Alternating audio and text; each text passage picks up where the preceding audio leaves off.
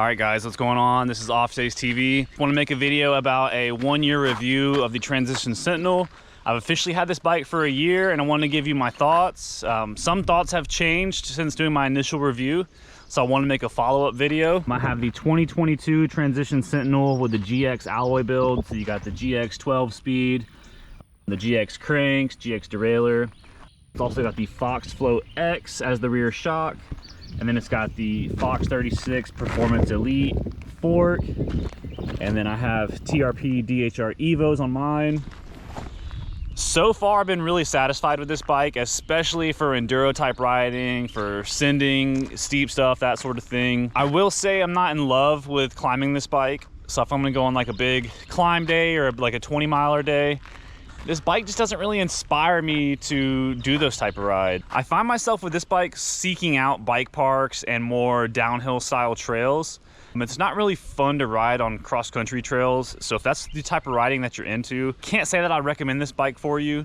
If you're looking to send it and go off of jumps and drops and that sort of thing, then this is definitely the bike for you because it is extremely capable. It is 160, 150 in the rear. I have mine equipped with Assegais in the front and then a DHR2 in the rear. Got medium, and dude, turns out medium fits me like a freaking glove. So if you're in that 5'8" to 5'9" range and you're looking at a Transition Sentinel, I would definitely say the medium is just more playful. There has been many times where I have sent 4-foot, 5-foot drops straight to flat. Oh my God. And man, this bike is so forgiving. And that, you know, that's part of the suspension as well. One thing I for sure can say about the Transition Sentinel after a year of owning it is the build quality is incredible. I know so many people who bikes just stay creaking. That was the issue with my Diamondback that kind of motivated me to get a new bike, was just the amount of creaking the bearings and the pivots produce was just insane.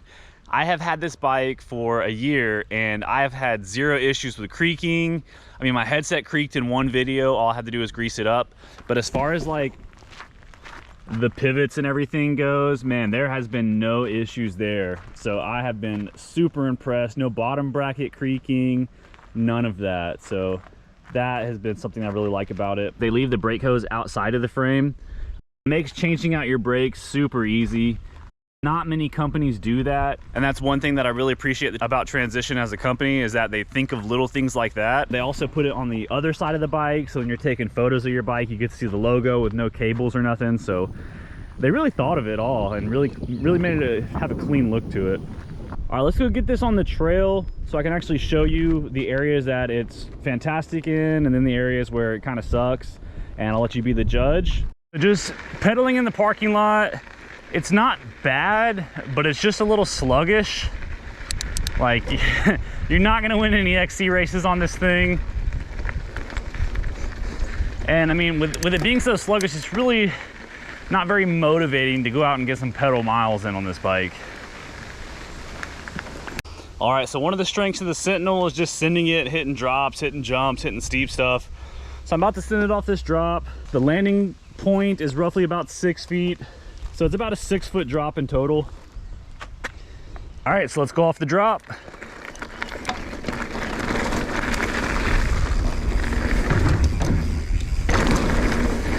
See, that felt so good.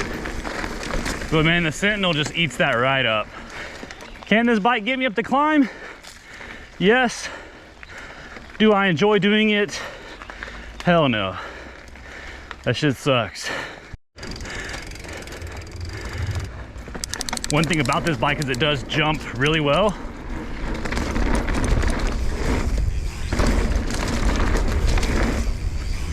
Feels very balanced at high speeds. Now it could be because the wheelbase is a low bottom bracket, but let's go test it on some steep stuff. Like on some steep stuff.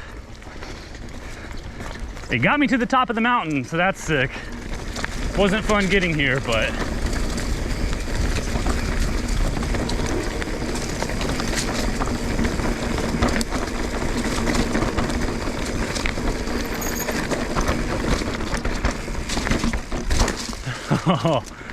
over that little jump to log, it's pretty cool.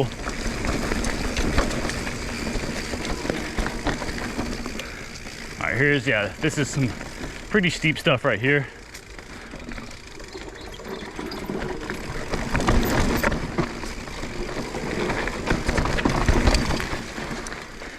Feels so good on that stuff.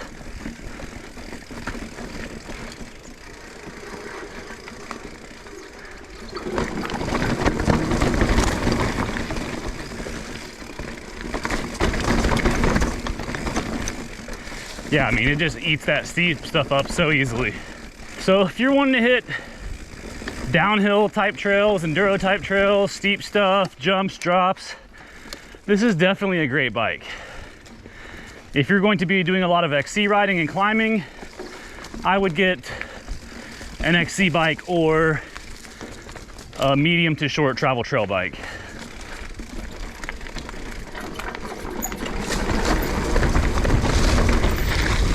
Oh, I did not realize that that would be that muddy. Holy shit, that was sketch. Man, this is so overgrown out here.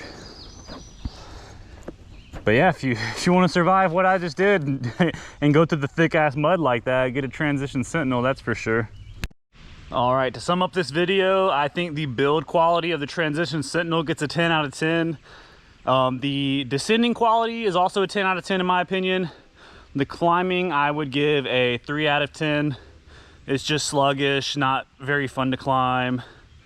But overall, you know, if you're trying to send it on your bike and you want to get more into enduro riding and downhill riding, then the Transition Sentinel is definitely a good option. Highly recommend it if those check off some boxes for you.